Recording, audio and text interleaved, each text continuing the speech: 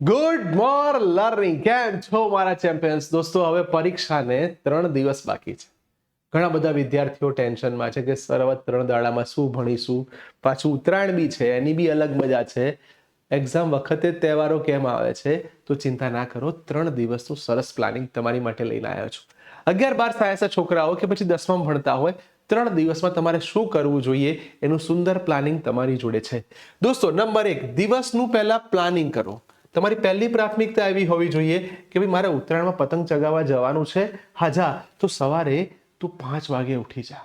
5 થી 8 મસ્ત ભણી લે, લખી કાઢ, તૈયારી કરી દે, એટલે તમારું એક દિવસનું પ્લાનિંગ કરો. નંબર 2, બ્લુપ્રિન્ટ સમજી લો. ઘણા લોકો બહુ વાંચ કરે, માર્ક્સ નથી આવતા કારણ કે એને ખબર નથી કયા ચેપ્ટરમાં કેટલી તૈયારી કરવી. તો બ્લુપ્રિન્ટ જોઈ લો. બ્લુપ્રિન્ટના આધારે ખબર પડશે કે આ ચેપ્ટરને આટલું વેટેજ આપવું, આ ચેપ્ટરને આટલું વેટેજ આપવું. તો બ્લુપ્રિન્ટ સમજો, સૌથી વધારે માર્ક્સવાળા ચેપ્ટરને પહેલા તૈયાર કરો, એની પર ફોકસિંગ વધારે કરો. આઈએમપી પ્રશ્નો તૈયાર કરો. જે 11-12 સાયન્સમાં ભણી રહ્યા છે અને જો આઈએમપી પ્રશ્નો ના જોયા હોય તો આપણી યુટ્યુબ ચેનલમાં જતા રહો. ઢગલો દરેક ચેપ્ટરના વન શોટ બી છે અને દરેક ચેપ્ટરના આઈએમપી સવાલો બી છે. તો પહેલી વસ્તુ પ્લાનિંગ કર્યું. નંબર 2, બ્લુપ્રિન્ટનો ઉપયોગ કર્યો, ખબર પડી કોને કેટલું મહત્વ આપવું. નંબર 3, આઈએમપી પ્રશ્નો તૈયાર કર્યા. આ કોઈ શિક્ષક નહીં કે હું કહું છું, નવું શીખવાનું ટાળો.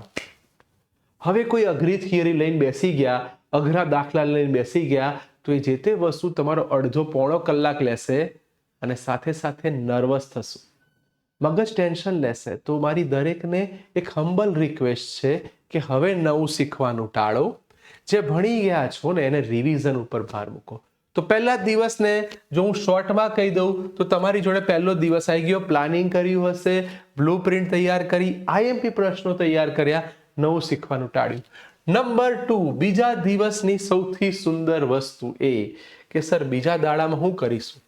કોઈ ટેન્શન ના લો, બીજો દિવસ સંપૂર્ણ રિવિઝન માટે છે. કારણ કે પાર્ટ 1 પાર્ટ 2 બધું તમે વાંચતા હશો. તો હું ફિઝિક્સની પહેલી વાત કરી લઉં.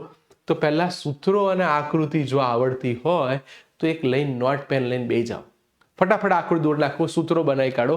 કારણ કે એક્ઝામ ટાઈમે આકૃતિમાં વધારે સમય ના બગાડાય. સાથે સાથે જો તમે કેમેસ્ટ્રી તૈયાર કરી રહ્યા છો તો કેમેસ્ટ્રીમાં ઓર્ગેનિક, ઇનઓર્ગેનિક રિએક્શન, દાખલા, એની એક સરસ વસ્તુ જોઈ લો. જ્યાં કેમેસ્ટ્રી હોય ત્યાં અપવાદ હોય, તો એના અપવાદ જે છે એ પાક્કા કરી લો. કોઈ પણ સબ્જેક્ટ તૈયાર કરો છો તો શોર્ટમાં એના કીવર્ડ્સ, પોઈન્ટ લખીને તૈયાર કરો, માત્ર વાંચી ના જાઓ. કારણ કે ઘણીવાર ચોપડી હાથમાં હોય ને તો આંખો ચોપડીમાં જ હોય પણ મગજ સુધી ડેટા ના પહોંચતો હોય. એટલે આ ખાસ ધ્યાન રાખજો. જો તમે ગણિત કે બાયોલોજી કરી રહ્યા છો તો ગણિત એટલે કે મેથ્સ તમે કરતા હો, દાખલા ગણીને પ્રેક્ટિસ કરી નાખો, સૂત્રો બધા એકવાર જોઈ લો, ફોર્મ્યુલા શીટ બનાવી કાઢો. અને અને અને અને જો જીવ વિજ્ઞાનમાં હો, બાયોલોજી ના હો, તો તમને ખબર હશે કે લાંબા પ્રશ્નો આકૃતિ ઉપરથી ઓટોમેટિક આવડી જાય. તો આકૃતિ તૈયાર કરી દો. અને ડે 3, વાવ, હવે શું કરાય? તો ત્રીજા વર્ષે એટલે કે ત્રીજા દિવસે લઈને બેસી જાઓ. જૂના વર્ષના બધા પેપર જોઈ લો.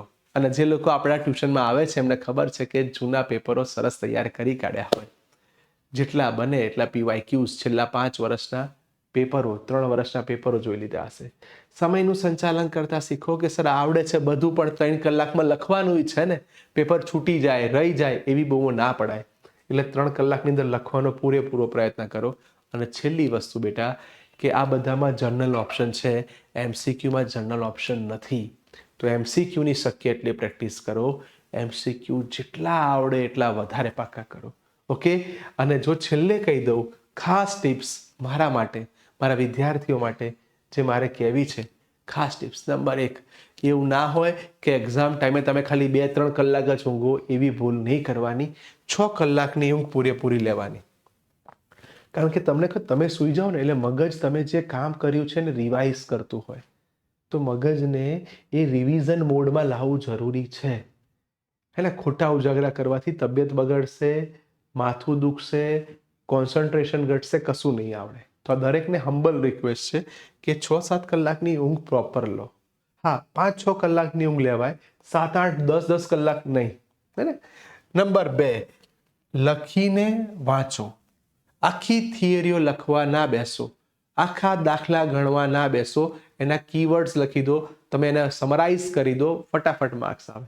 અને નંબર 3, ગભરાશો નહીં. ટેન્શન લેવાથી રિઝલ્ટ ઘટે છે. કોઈ જાતનું ટેન્શન ના લેશો, ગભરાશો જ નહીં.